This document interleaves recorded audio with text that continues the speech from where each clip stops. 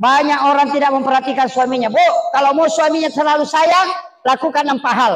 Yang pertama, ketika dia mau jalan, antar ke depan pintu, salaman, cium keningnya, baru usap lengan kanannya, kasih tahu, hati-hati ki sayang, hati-hati ki sayang, kutunggu ki kembali. Tidak melihat gadis itu kalau dia jalan.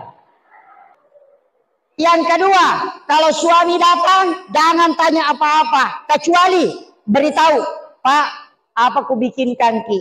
Kopi, teh, atau air putih? Kalau dia bilang air putih saja sayang, kasih air putih. Sesudah dikasih, tatap matanya, baca salawat, cium keningnya, baru kasih tahu, istirahat maki dulu sayang, ku bikinkan ki makanan. Pasti tenang hatinya. Kalau suami capek, baringkan di paha, kucek-kucek sedikit rambutnya, baru usap-usap kepalanya. Pasti tenang perasaannya. Tapak kumur benek rakyat, Bu. Oh, makan jamnya memang patulapa.